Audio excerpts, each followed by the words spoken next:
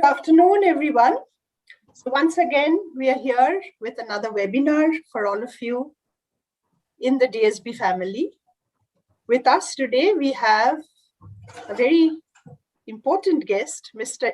Ish Thukral, who is currently the head of Amazon Web Services for India and South Asia. Earlier, he was with Oracle as Director Worldwide Customer Success and Growth. Mr. Thukral is essentially a customer success and senior business development professional with 20 years of experience leading and managing company growth and executing customer relationship management duties for business processes, verticals with cross-functional teams and IT companies such as Oracle and Amazon Web Services.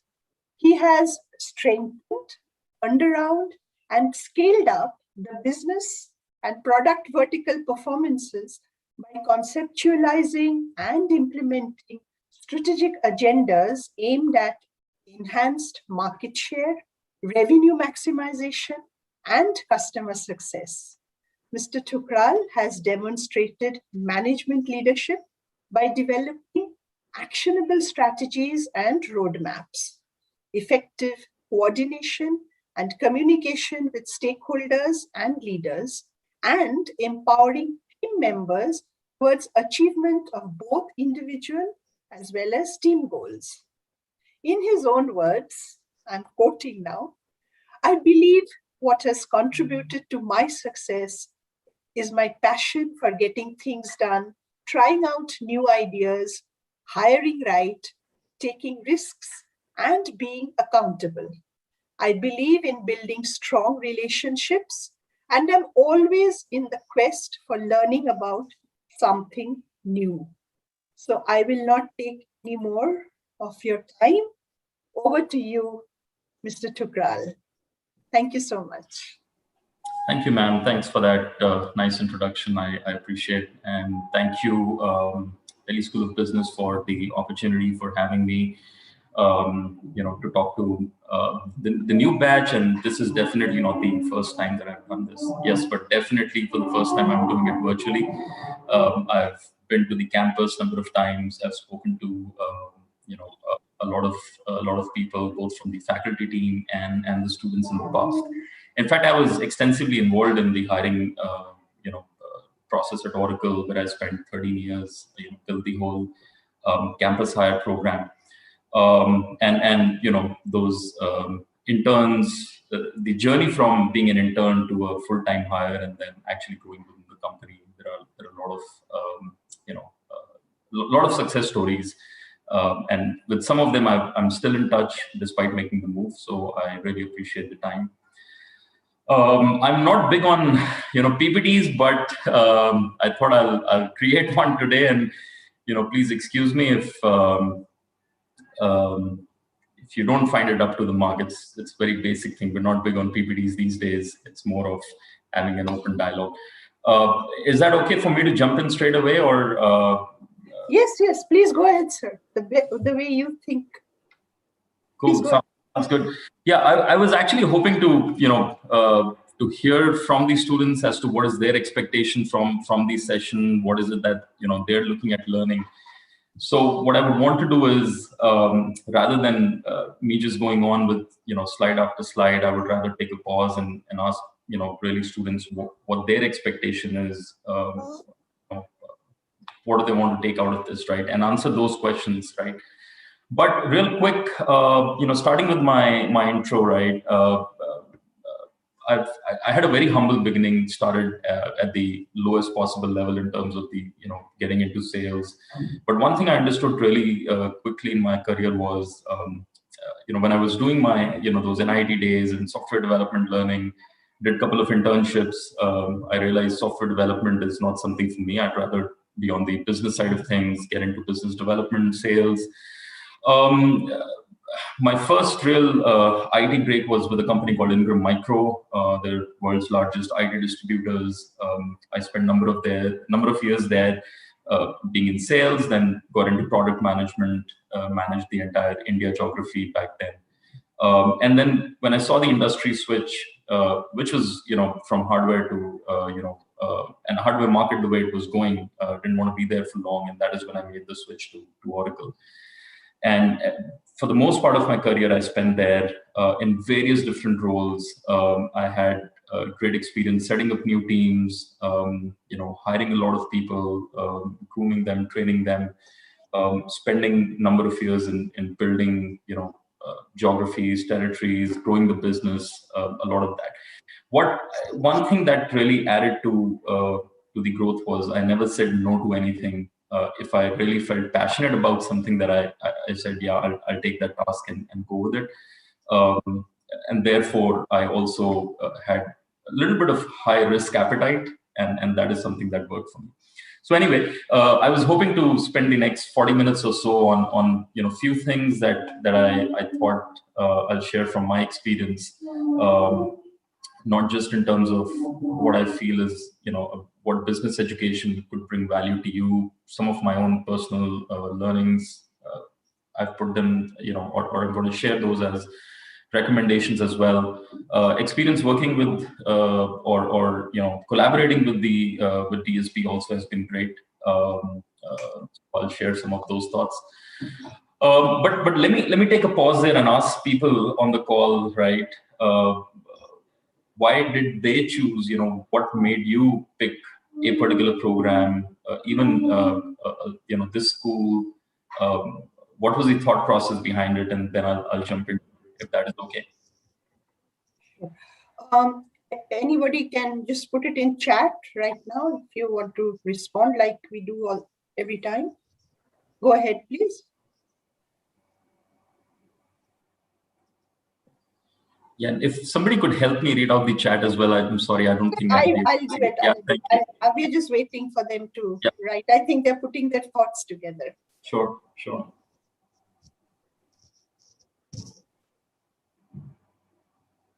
Any of you can just answer why you think it is essential to get an MBA. That is what Mr. Tukral is asking.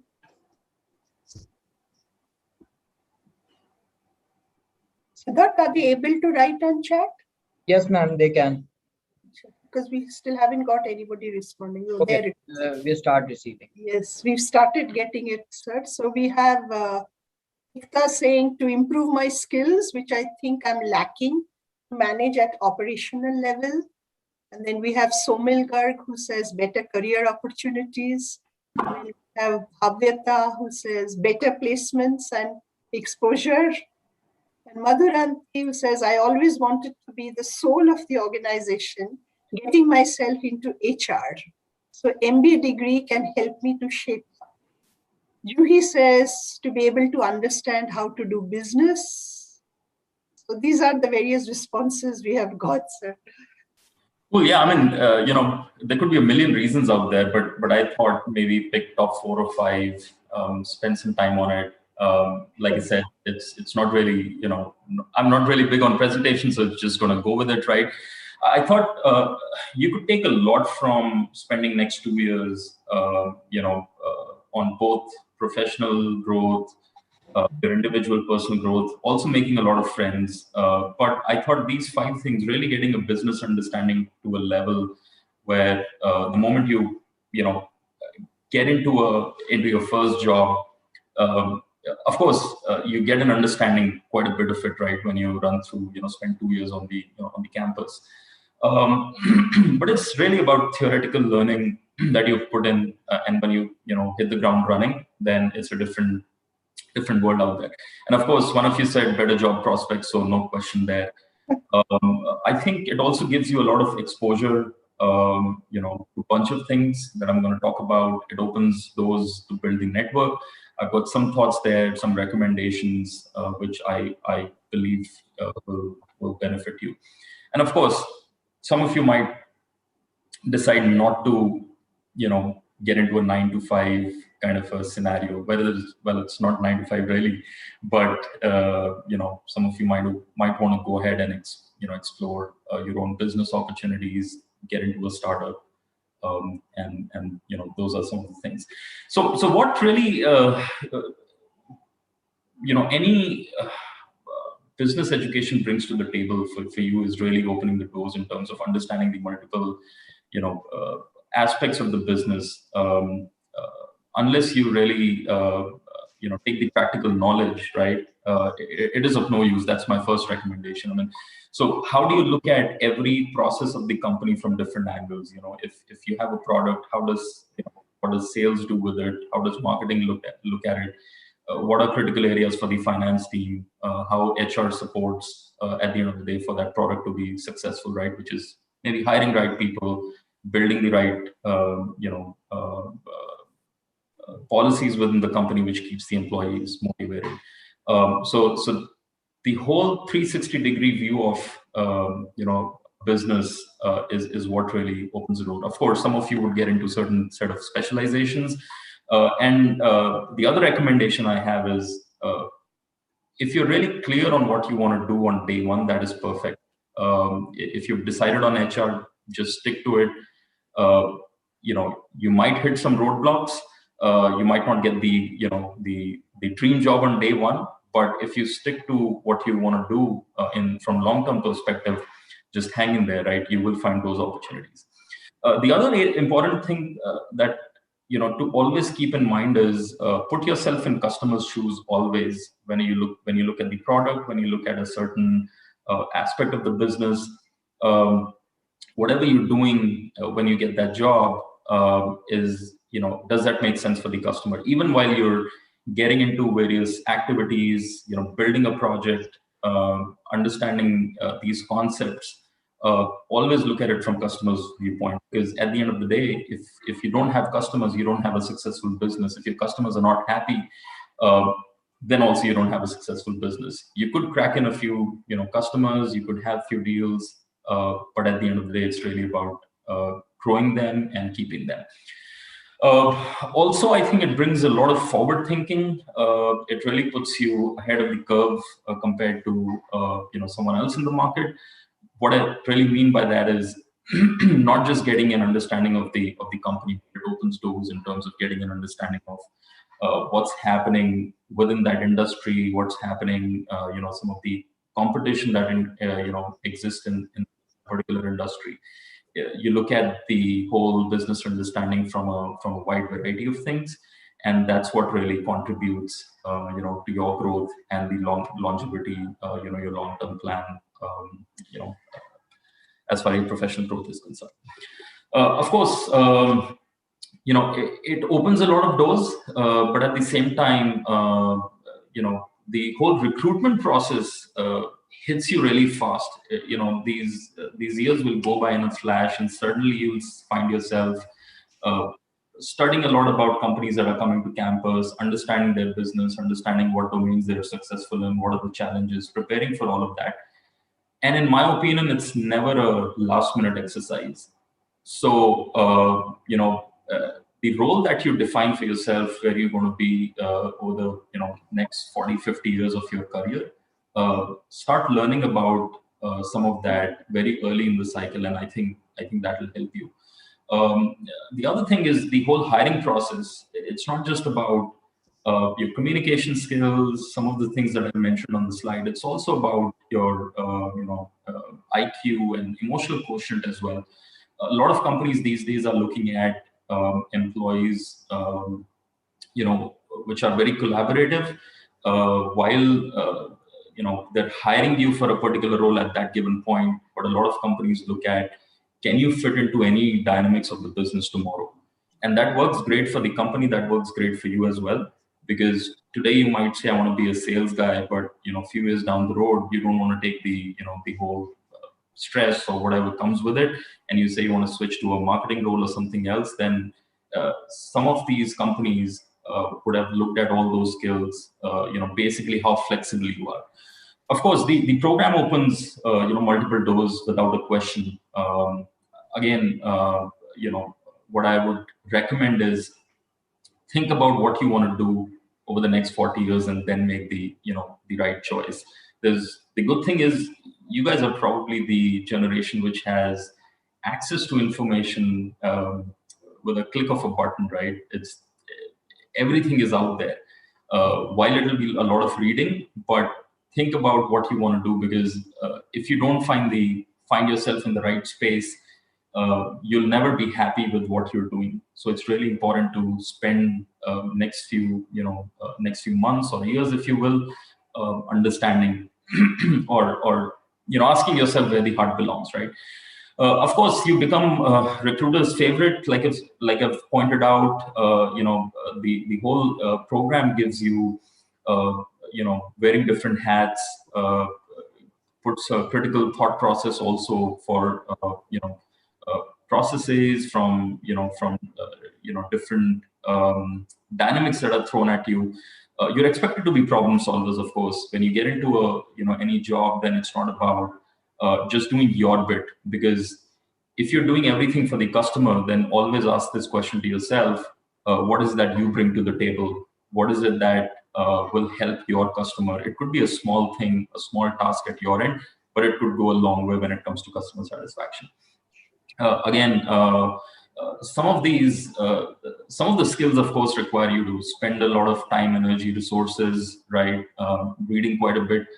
Some of those skills, some of the basic things do not even require you to spend a lot of time on doing things, like being on time, being punctual, being truthful, always saying, it might be a difficult task, but I can go take it and see what comes out of it. No company, minds failures as long as you put in the right learning and fix those things. And some of those things can be acquired. Some of the skills are very natural. I believe communication skills is something that you can build over the period, and multiple ways that you can do it. Like I'm not a big reader, but I'm good on watching a lot of videos. Even movies, if you will, even watching some business presentations and learning from it. So really, my recommendation there is take like 30 minutes in a day. Could be early morning, could be late evening, but think about things that you would really like to put in in reality and spend some time on those. Look at it from long-term stability when you pick up a role. Of course, these days, it's like 2 to 4 years, and then you want to go on to another company, do something else. When I got the first big move, and that was Oracle, I promised myself, I'm not going to look at anything for next 5 years. And I spent about 10 years in the first stint, and then another 4 in the next. But were there roadblocks every 6 months? Yeah. Was there a thought that, okay, I want to go do something else? Absolutely. But I said, let me go back to the day when I got the offer, and I'm going to stick to it no matter what. And that brought in a lot of stability, growth as well. I grew with the company. And then even the current role that I'm in, it's about really staying there. Think about from company's perspective. The moment they hire you, they've already invested quite a bit in you. And then over the next 6 months, it's all about investment coming in towards you, making you, setting you up for success. So always look at opportunities from long-term perspective. Yeah.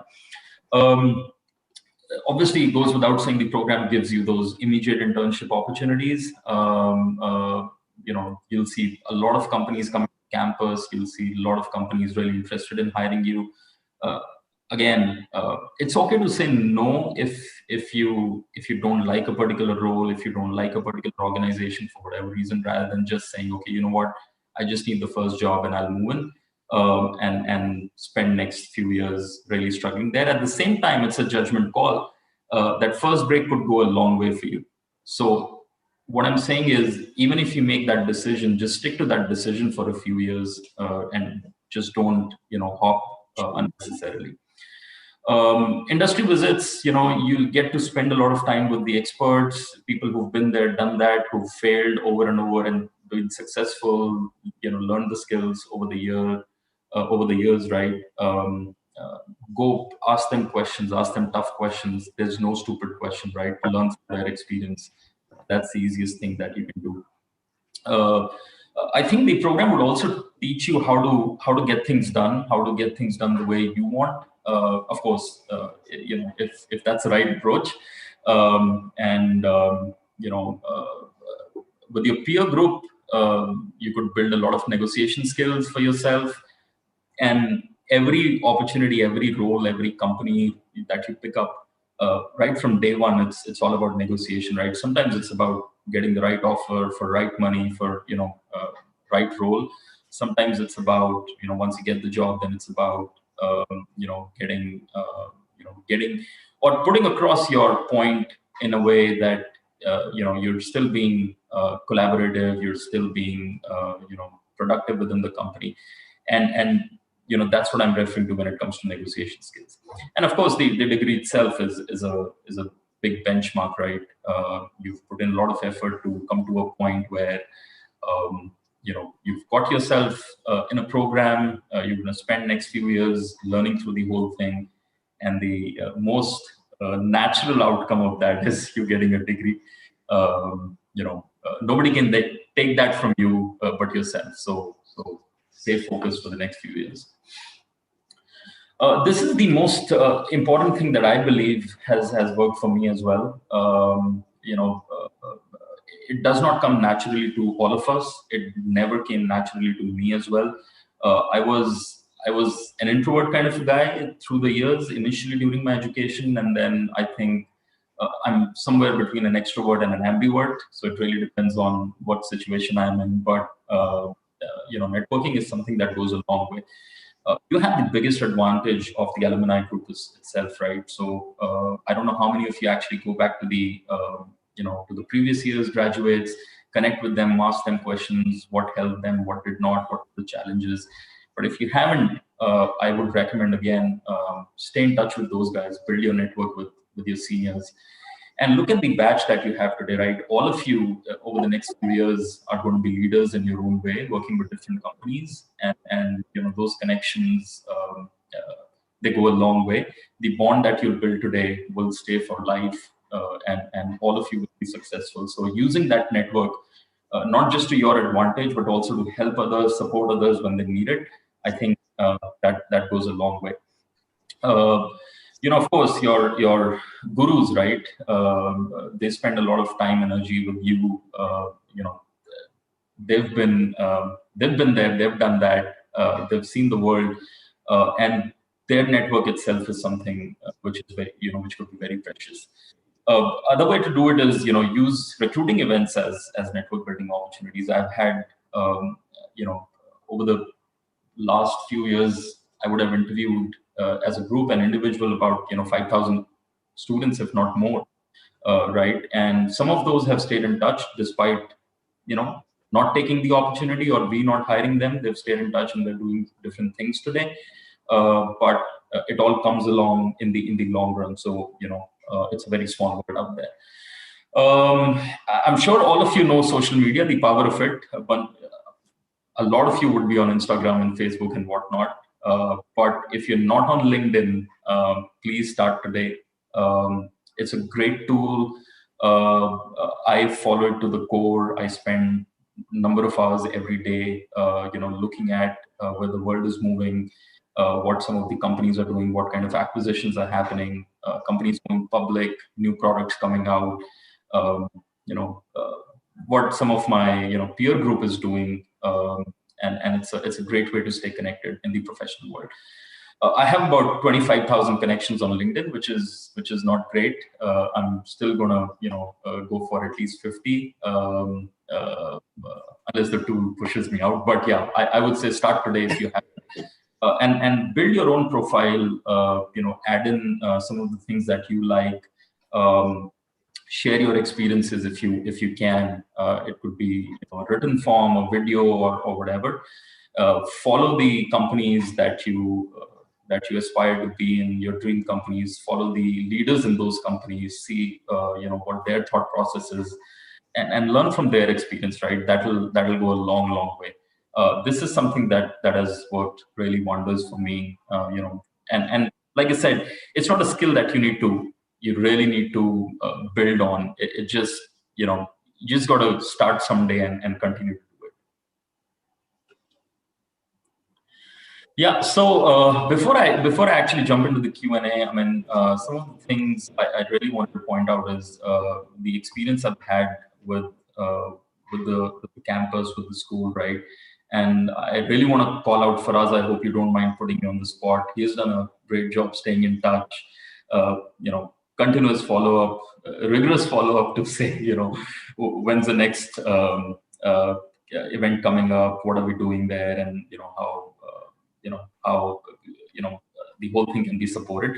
And I haven't shied away from also recommending the campus, the school, students, because I saw a lot of value. Like I said, there are a lot of success stories.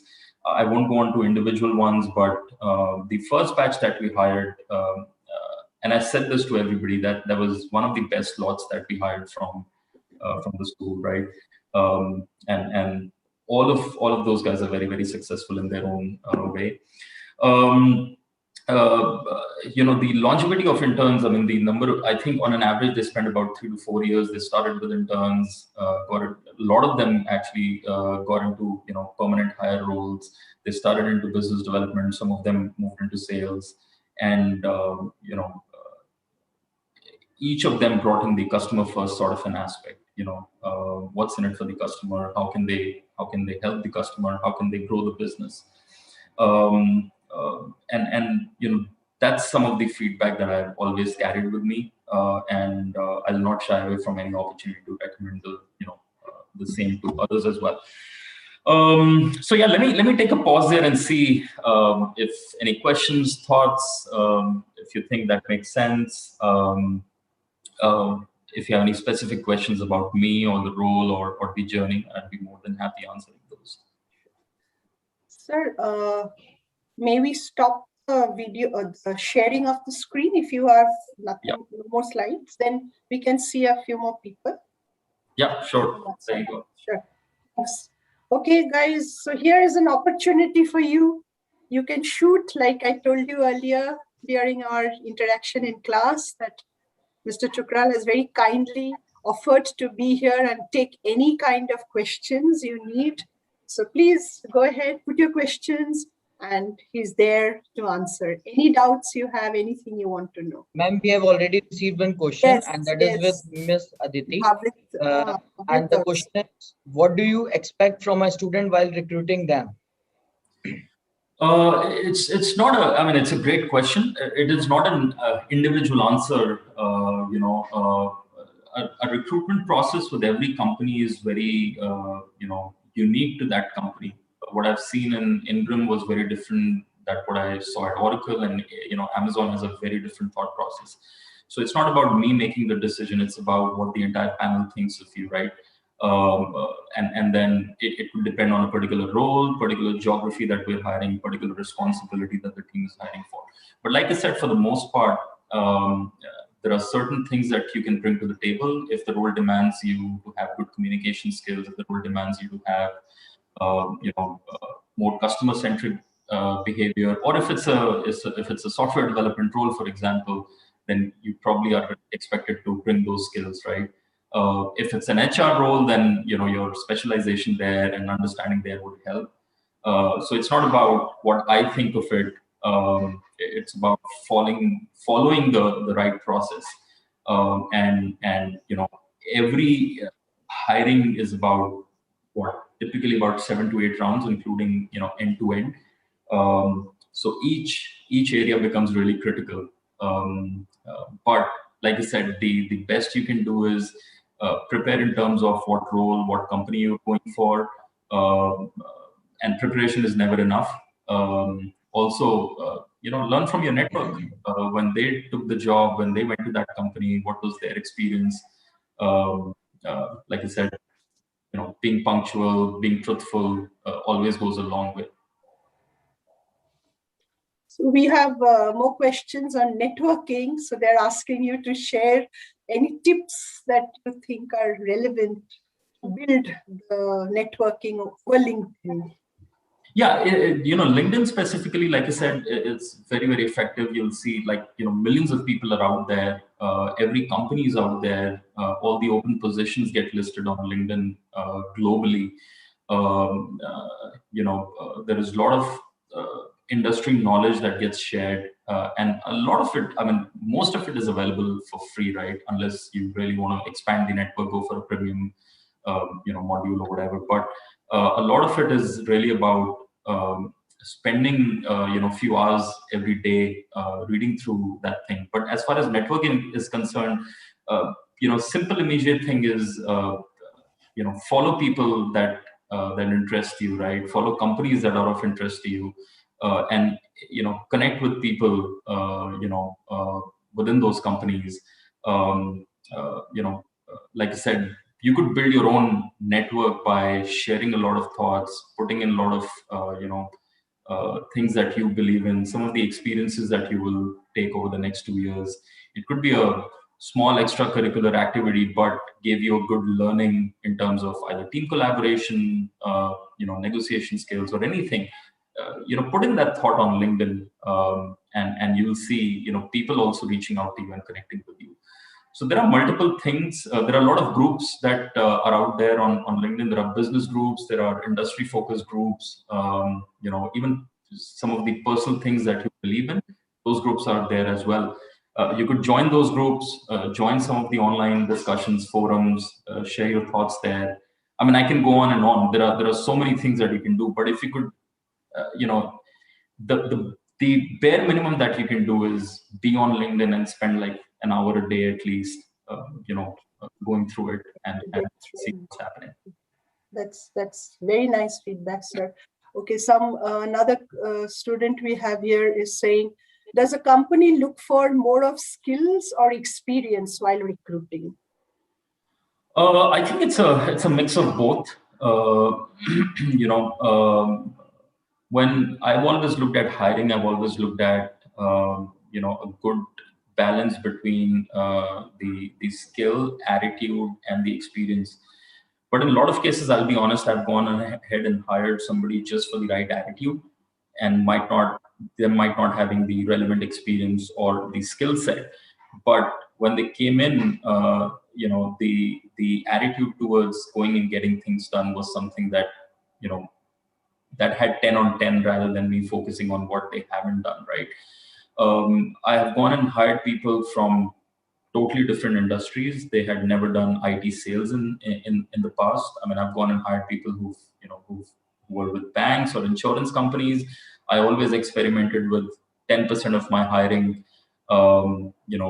where people came with the right attitude and not necessarily right experience. But not everybody thinks like that. Some people go, even beyond. Some people don't even go to 10% risk appetite. But I just believe, if you've got the right attitude and right, the right positive mindset that you bring to the role, then experience can be picked over the years. I mean, this is a continuous questions coming from what the other person was saying. So Chetna says, can freshers have a upper hand while negotiating with the giant companies? Does the industry welcome them, or the experienced ones are preferred? No, I think industry is more than welcoming for freshers. If you ask me if there's any company which is not hiring, straight out of campus, they're missing out big time. Some of the most successful people or most energetic people that I've worked with have come from from campus directly.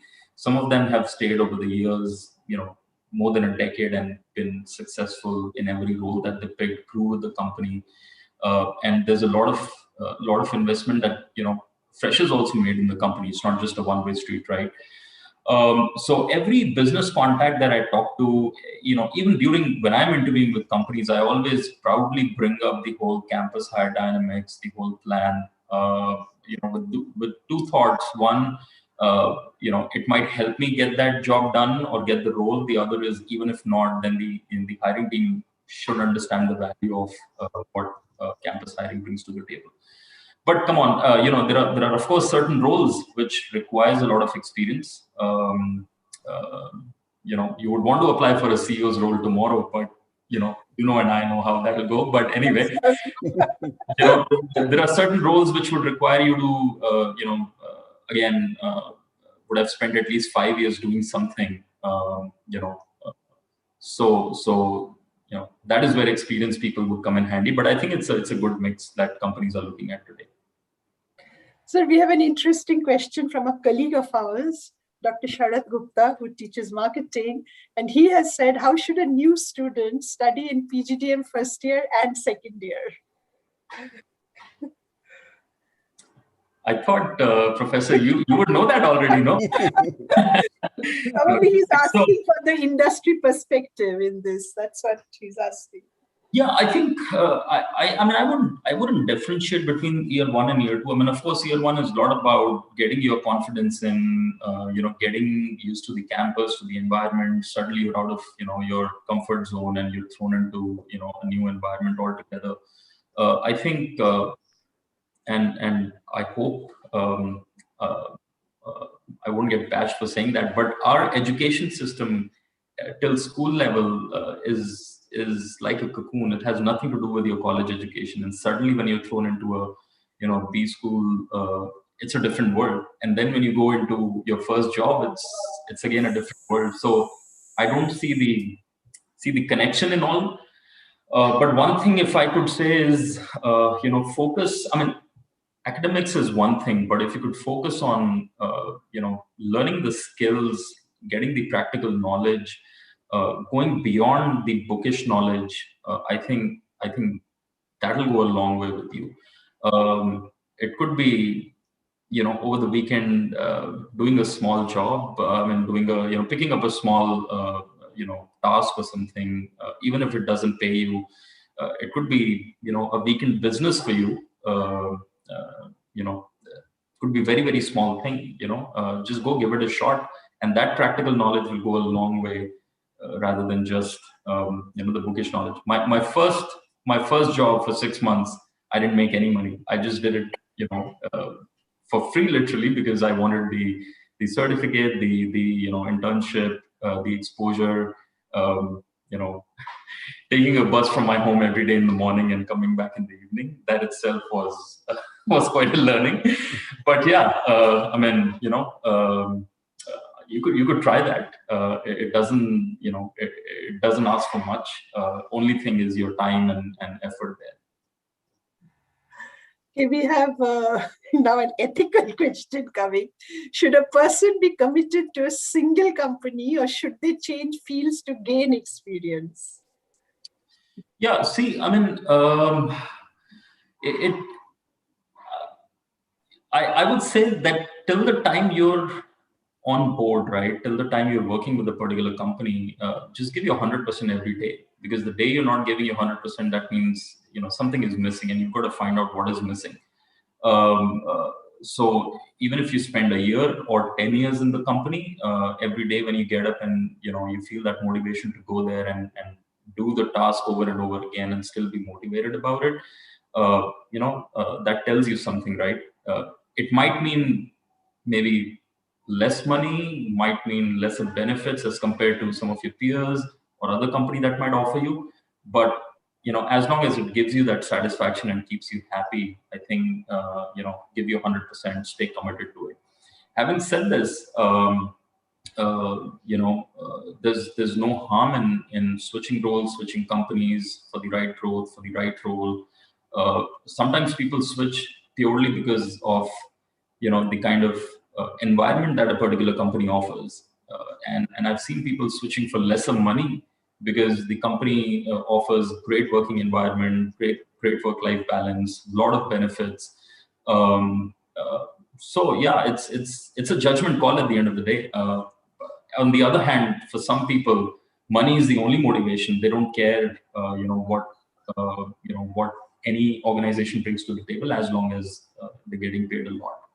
So you will have to kind of draft your priorities, and then I know it sounds a little philosophical, but then if you were to kind of grade each of those priorities and then pick up the role, or decide whether you want to stay in the company or not, I would say that's the right way to go about it. Yes, so this is the again, follow-up kind of questions. Students often evaluate pay packages in their first job. Would you have any advice? And then another student of ours has said, big companies like Amazon, lesser pay, or small company like a startup and higher package? Which one to choose? Yeah, it's a tough one to answer. Again, it's very I've had, I've seen both sort of, companies, but my priorities in life back then were very, very different. A startup could bring in a a great fast-paced environment, a lot of productive chaos. It could bring in a lot of, growth for yourself. You could have an opportunity to work with multiple dimensions of the business. Whereas at the same, a bigger company at the same, at the same time could be about just that particular role, just your job, but it could bring in a lot of good benefits and things like that. I mean, I've done both, so both worked out well for me. And even at even within a bigger company, there are certain your business unit could behave like a startup, right? It could be starting small, so you could be expected to do a lot of things. You could be a small sort of business unit within the large umbrella, and would still get same exposure. So pick your choice. So we have two interesting questions because they're from different fields. So Mudra has said, I have always been a medical student, being an MRI CT technologist. I was a little dubious about pursuing MBA. If you could suggest in what field should I pursue MBA, and are the companies really biased while recruiting over people with commerce and IT background? Wow. Mudra, right? That's the name you said, yeah? Yes, Mudra. Yeah. So Mudra, I don't consider myself a professional advisor in terms of what you should take or not. And I don't know, of course, you bring in a very unique background. Next 2 years are going to be really interesting for you. It might open, a lot of different opportunities for you, right? And I take this as an opportunity to actually switch industries and doing something else, which I think you're already on the path to, right? Again, it'll be unfair for me to comment on how how a company looks at when they're hiring. But if a company is coming to a campus for a management graduate, think about it this way: if it's a pharma company coming your way, hiring a marketing person or a salesperson, business development person, or even an HR person, then your past background will actually go a long way. They would actually appreciate, because you would come with certain knowledge already, which for someone else they will have to kind of spoon feed them to quite an extent.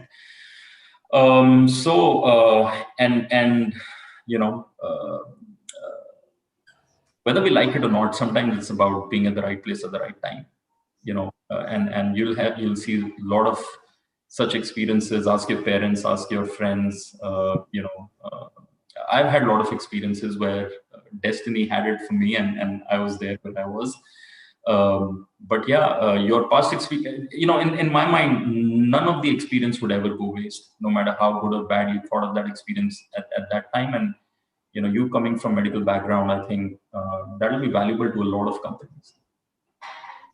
So Samir says he had a 5-year estate job experience, but he hasn't been able to achieve promotion, and therefore he's wondering whether MBA program is really the answer. I'm really confused, sir. Please kindly give some suggestions. Wow, okay. I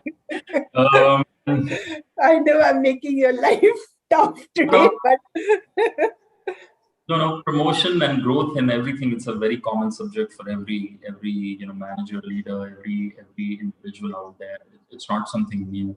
But I really don't know the dynamics. I really don't know what your experience has been, or what kind of situation you've been in. The business program, I believe, will change your thought process for sure, and your past experience will add to it also. So I think you'll have a good mix, having some experience in the past and then getting into a business program. I think excuse me, that'll add a lot of value to your resume. And I don't know if it'll get you promotion on day one when you join the company, but it'll give you the perspective from the other side also as to when you ask for a promotion or ask for growth, then are you looking at it from your manager's perspective also, company's perspective also? What are they looking at in you when they consider growth? And sometimes it's as simple as asking that question to your immediate supervisor or HR or whoever is involved in the process, that what will it take you to go there, right? And they might lay out a plan for you, certain activities, certain tasks over the next few months, years, that you could take up, and keep going back, asking for regular feedback on it. Even if someone was to grade you and say, a scale of 10, this is where you are, these are the gaps, work on it. That feedback mechanism both ways is really, really important.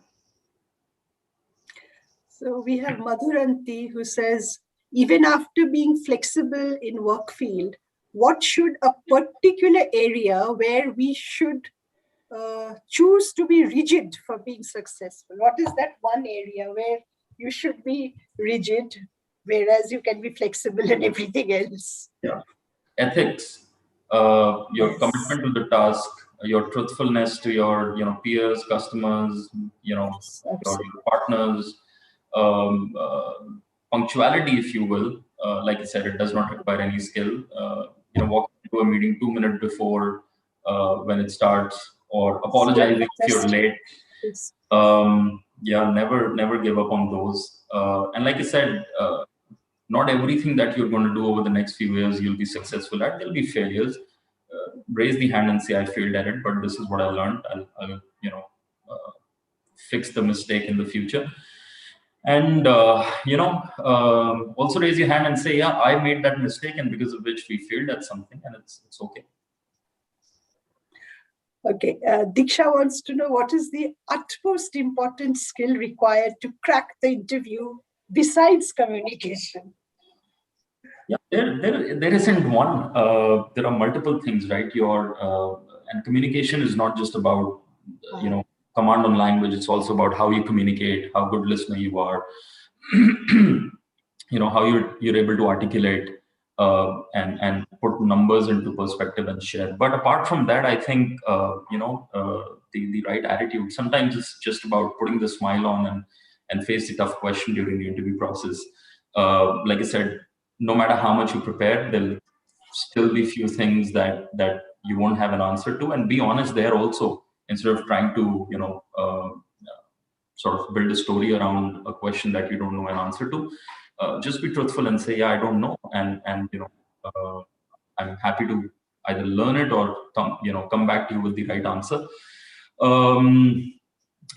It's also about breaking ice. A lot of companies are doing a great job, by the way, by actually initiating the whole icebreaker initially in the first 5 minutes. But if not, then you could do that even before you meet the interviewer or the panel.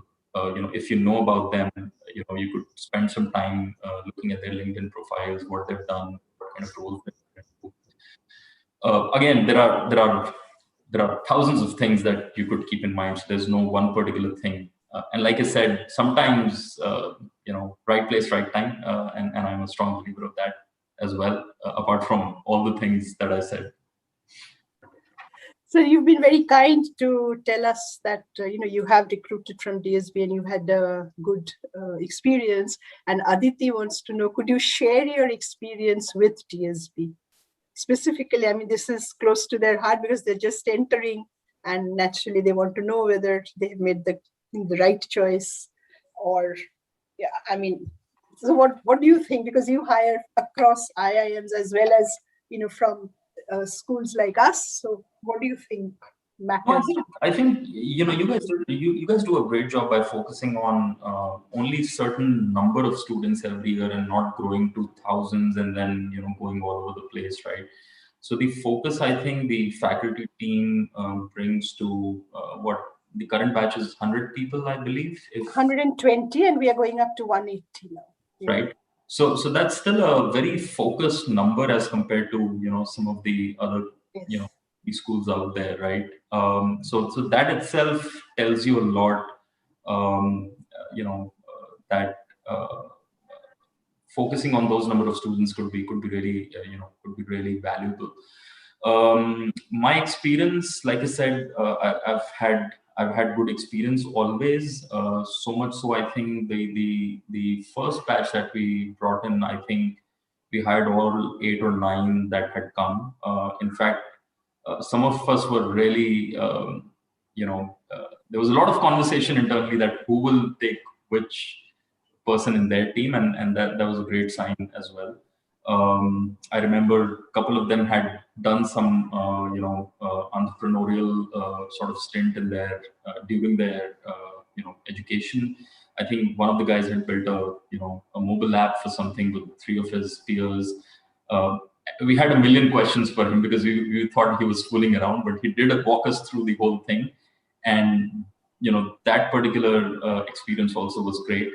Apart from that, I think all in all, it's been really pleasant experience, with this engagement.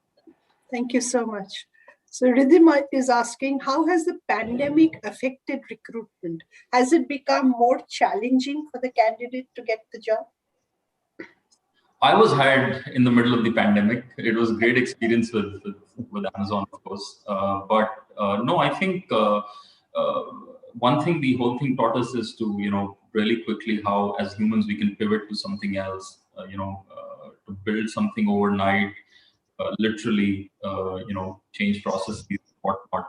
And that has happened in every company. I think, our customers, partners, employees, all of us have gotten used to being in the virtual environment, and so is the hiring team. And while you could hit roadblocks with network issues, connectivity, and whatnot, but I think it's more of an opportunity than a challenge, I would say. You could do an interview sitting at the comfort of your home rather than driving 2 hours, taking that anxiety and stress, and maybe not doing that well. So it has a lot of advantages as well. I think this has catapulted the whole the cycle itself. You could do faster turnarounds, more interviews in a given day. You could interview with multiple companies in a given day virtually, right? Rather than traveling all over the place. So yeah, all good that way. Okay, we have another interesting question. Have you faced work politics? How did you tackle it? Some experience sharing, please. Yeah, this one I'll have to collect my thoughts on really well. See, again, I'll go back to the statement that I made earlier, right? No experience goes waste. You will end up, see, we work, not just, me, or, look at anyone, right? Even your school days, your college days, now campus days, you work with diverse group of people. No 2 of us are same on the planet, not even identical twins, right? People will have different thought processes, different aspirations, and some people could go to any level for those aspirations. Some people at the same time could go all the way to support you in your growth without expecting anything out of you. And there are all sorts of experiences, so none of it goes waste. With that, I'm not saying the challenge does not exist of whatever you term as office politics.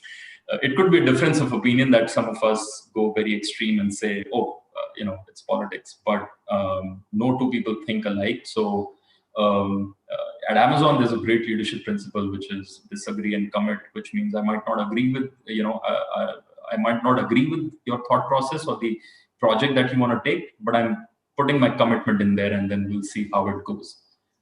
And I would encourage you to go read about it. It's a very different thought process brings in a lot of clarity that, we always don't have to agree, but at the same time, we could commit to something which will be right for our customers. Although you can't see that path today, that you will be successful at it. But there were a lot of projects taken by startups, by different companies internally, which nobody had the vision of. And those are fantastic success stories, right? Okay. So we have one more. Is being street smart and shrewd integral to a successful career in management? Wow, who's telling you all these things? No, street smart goes a long way. I mean, I'm a huge fan. Like I said, I really wanted to start early. I remember after my 10th boards, I was after my father that, I want to go pick up a job for 2 months. He was furious as hell, but it took him 48 hours to understand, it's okay. And he said, okay, let him go try it out. That was my first failure. So I went, he got me a reference to find me something. I went for 2 days and I was like, maybe not, I'll take it easy. So that was my first failure. But that told me was, there's no harm in giving it a shot. So next time I did something like that, I didn't shy away from. So yeah, I don't know what you mean by shrewd. Sometimes being the first one to know something can be termed as shrewd. See, again, as long as you're doing anything which makes sense for the customer, for the company, for the growth of the company, and you're doing it ethically, that's always the right thing. And at the same time, there are soft skills that you have to keep in mind, right? Because it's not what you say, but how you say makes a lot of difference. So, strike that good balance and put your point across firmly, but, politely, I would say. Thank you so much, sir. I think you have done a fantastic job when you've taken so many questions and answered them all. I'll request my colleague Ashok sir to kindly say a few words and then give a thanks to our panelists today. Thank you so much. I think, Ish, what remains in my mind, was a very famous quote from Jack Welch, the monumental CEO of G. When he said that, does every day in your work feel like the first day? Okay, and which therefore means, do you carry the excitement every day to work, that the excitement that you carried with you on the first day? And to my mind, I think that's what I find as very, very critical. Anyway, I mean, thank you very much for finding time for us and making the session so interactive, where our students really felt free to ask questions, and you also answered the questions without trying to be on your guard, so to speak. That's what I liked about the whole process the most. And I think we have been associated with DSB. You have associated with DSB for quite some time, and I know that this association will continue. And so look forward to you once again to address us, be with us in person. And thank you very much for your precious time and valuable inputs. Thank you. Thank you once again. Thank you so much, sir. Thank you. Thanks. Appreciate the time and wish you all the best, each one of you. I've said LinkedIn like 100 times. I'm on it. If any one of you wants to reach out, connect, more than happy accepting it and answering any other question that you might have. Yeah. Thanks so much, sir. All right. Thanks. Thanks, everyone. Stay safe. Students have written and said, look forward to meeting you on campus soon. Yeah, hopefully soon. Thank you very much. Stay safe till then. Okay. Thank you. Have a good weekend. Bye-bye. Thank you, sir. Bye, sir.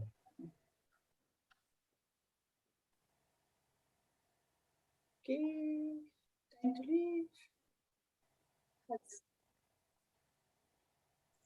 Okay, ma'am, we are taking off. Okay. Thank you so much. Yeah. Thank Thanks. Bye-bye.